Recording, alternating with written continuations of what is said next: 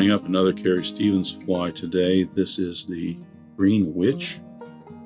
Very straightforward fly in terms of how it's all put together. There's no tail on this. There's a tag, a floss body, and a rib. The wing is very, very simple in that it is just for natural Grizzly Hackles dyed green. There is, kind of interesting, a golden pheasant crest that is underneath the throat here, so that's a little bit different, and the underbelly has the Peacock Herl in it. Sometimes, mostly the Peacock Herl and a lot of her flies are part of the wing, but in this one she has some Peacock Herl in the belly and then the Bucktail. That's the Green Witch. I'll go ahead and get started tying.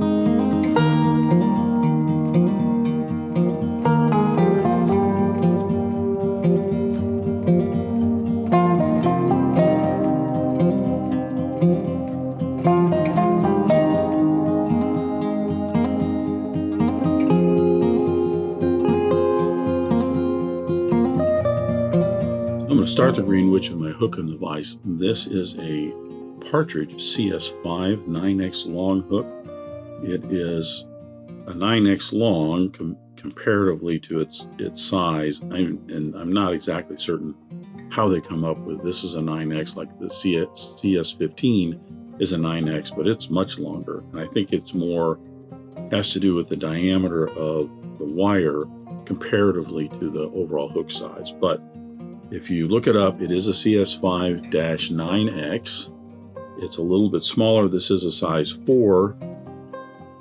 And I went a little bit smaller because of the fact that the hackles that I have, the green, the Grizzly dyed green, the hackles that I have on that, which are the right length and shape and everything for the production of these flies, are a little bit smaller, so go with a little bit smaller hook. This, I'm going to attach my thread after I debarb the hook. I'm using a Danville 210 in white, and that is because the body is an orange floss. There's no tail on this, so I'm going to advance my thread down the hook shank. You put in the tag, tie in the body, then I'll apply the tag and the rib at the same time. My thread at the end of the body, I'll put in my tag, the tag and the body, or the rib on this, are both a silver tinsel. I'm using a Danville size 10 in silver and gold. So I want to get a piece of tinsel that's long enough to put the tag in, but then also apply the rib to the fly. To tie that in with the gold side up, advance my thread down to the end of the body, which is just about the barb on this hook. Bring my thread back up to where I tied that in. Now I'll tie in the body. The body is a orange floss. I'm using a Danville 4-strand Rayon in orange for this, using all 4 strands.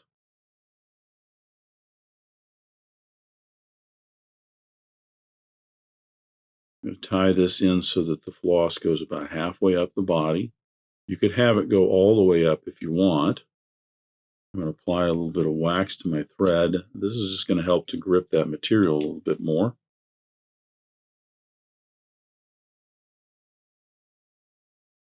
If you want to, you can flatten your thread out also a little bit. And that will help smooth that a little.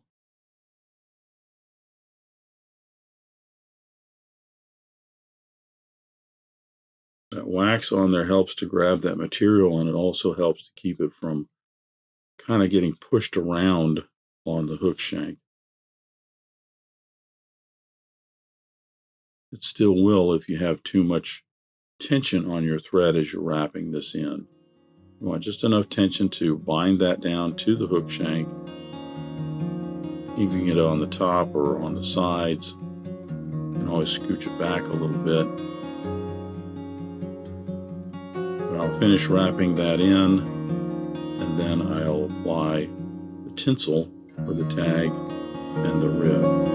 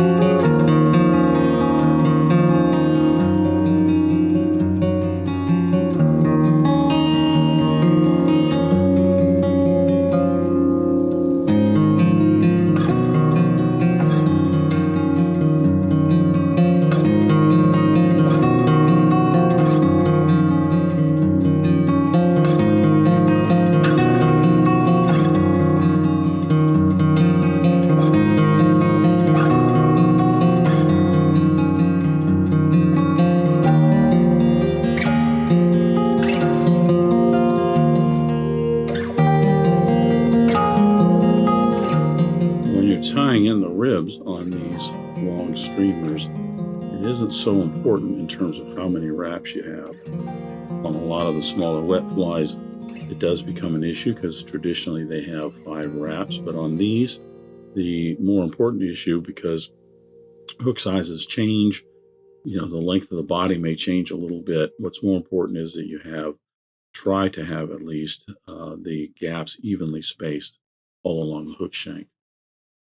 With my body tag and rib applied, I'm going to switch over to the orange thread. The head on this green witch is a black head with an orange band. So I'm going to apply the orange first and then put the black on top of that. I'm using a uni thread, 8/0 in a pumpkin color. It mostly because it just matches up with the orange floss.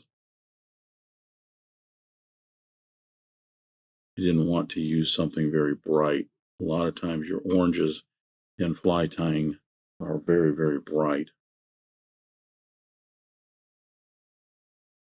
So I'm going to tie in the underbelly first. The underbelly consists of 4 or 5 strands of Peacock Herl and then some white Bucktail. So I've got my Peacock Herl selected. You don't have to have these all nice and even on the ends. You can try and get those a little more even if you want, but have them at least close, but they don't have to be perfect. I'm going to tie those in so that they extend maybe about 1/4 of a shank past the bend of the hook.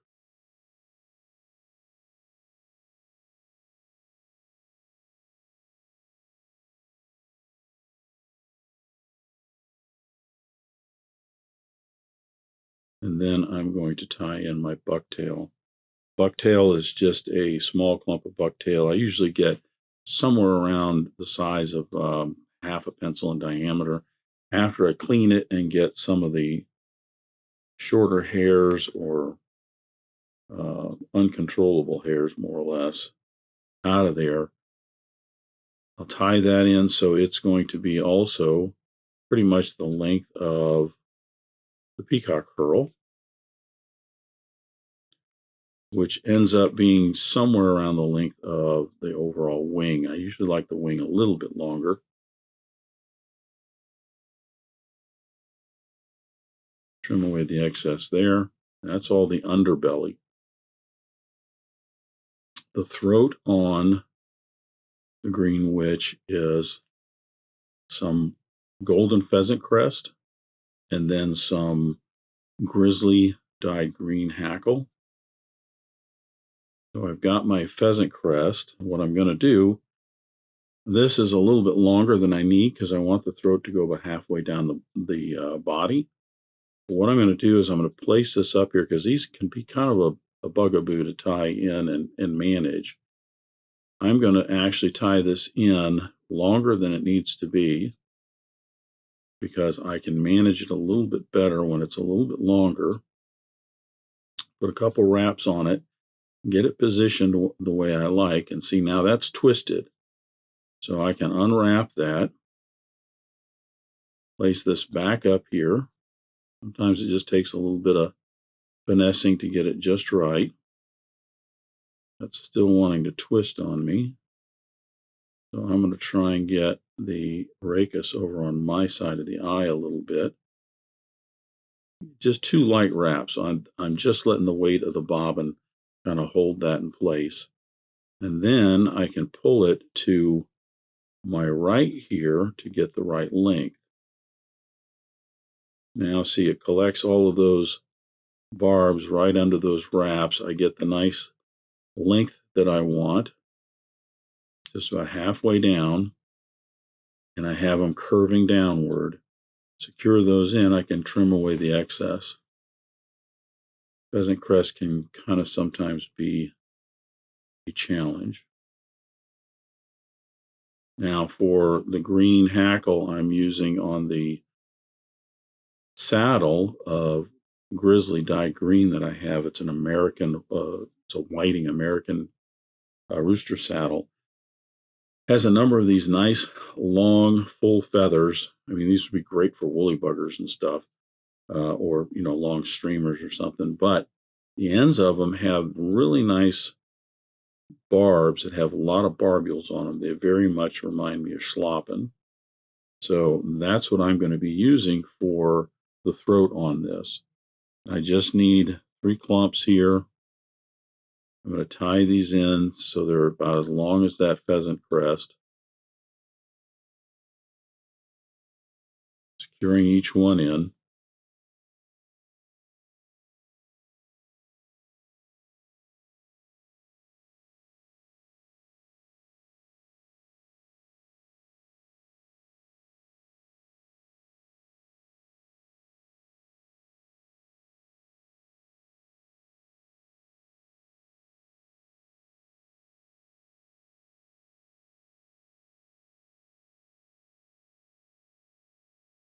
I get my 3rd clump in on this side. Securing that in. Then I can tie in my wing.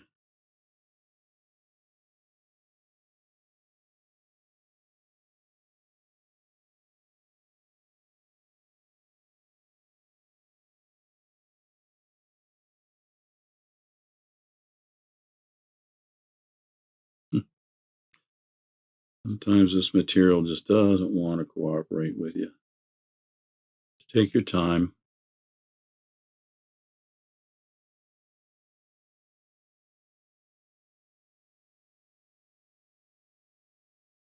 Sometimes it's an issue of the material or the issue of my eyes.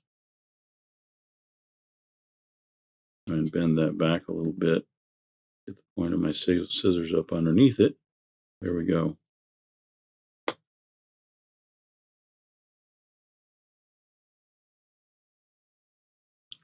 I'll smooth this area off here for my wing. Trying to keep the head from going back too far. The wing on the green witch is pretty straightforward and simple. It's 4 Grizzly Hackles dyed green. So there's 2 on this side and 2 on the other side with a cheek of jungle cock on it.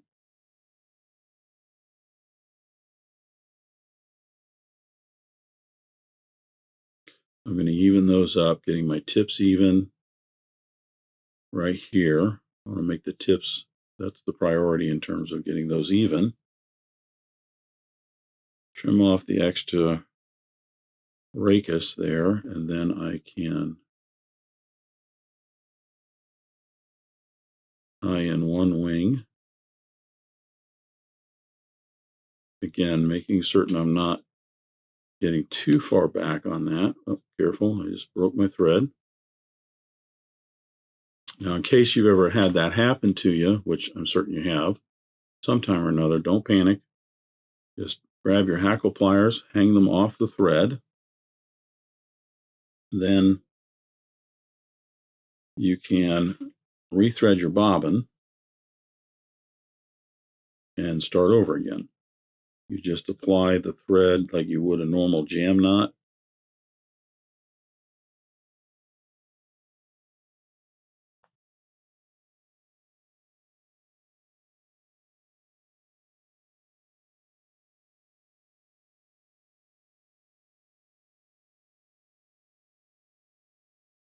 And then trim those tags off. It'll all get covered up. Sometimes you just get to pulling and tugging on that thread too hard, and it gets twisted up as you're tying. But as I was saying, just make certain you're not getting that head too big in terms of the length of it. So with that wing tied in, I'll tie in the other one.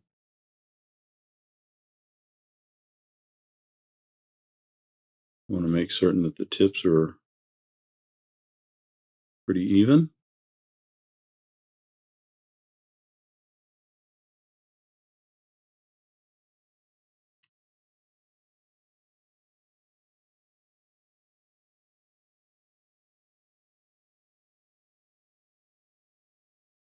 So that looks pretty good.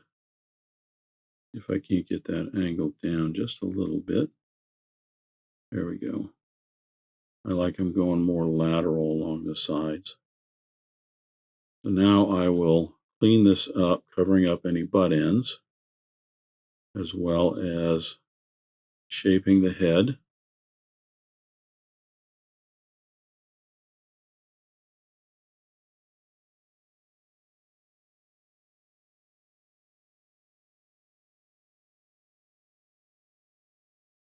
Once I have everything covered up, nice with that orange, because the black will cover that orange really, really well. I will go ahead and flatten my thread here and put in a whip finish. That'll help smooth it off and secure it. And then I'll put the black bands behind and in front.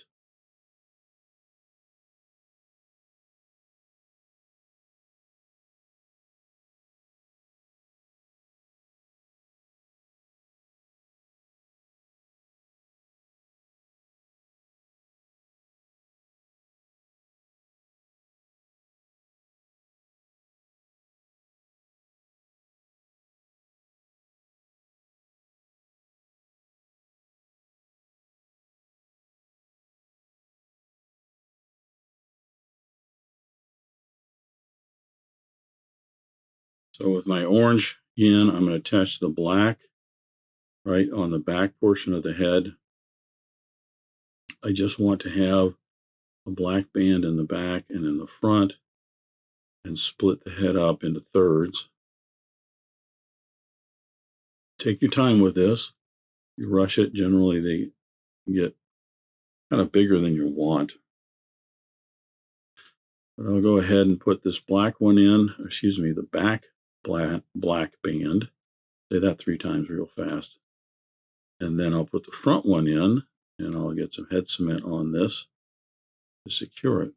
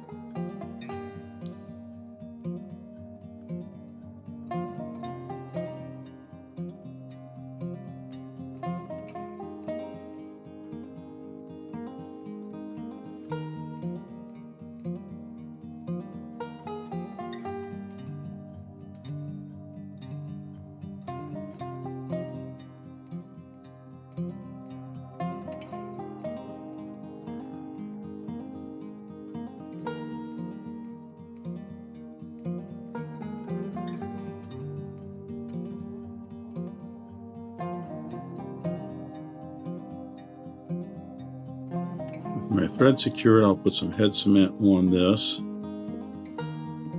Turn just a little bit on me here. You can pinch that and turn that back a little.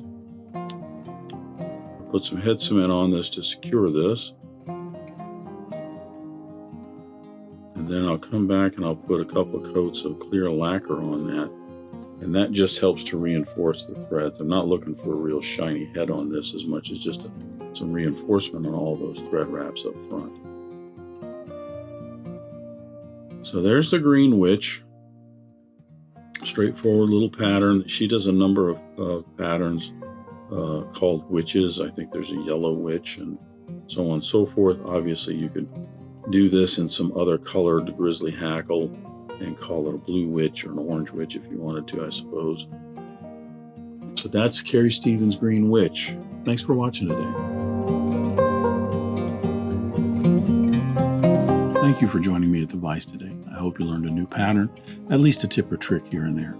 If you'd like to help Dress Irons, you can like, comment, share, subscribe, all those wonderful things for the video. You can also head out to dressedirons.com where you can buy flies, tools, stickers, and merch, or you can join a growing community over on Locals at the Dressed Irons Fly Tying Guild. You can also donate to Dressed Irons if you want through the link at the bottom of the description. I thank everybody for their ongoing support, as it really does help the creation of these videos. But what's important is to remember, only fly tying. If you're not having fun, you're doing it wrong.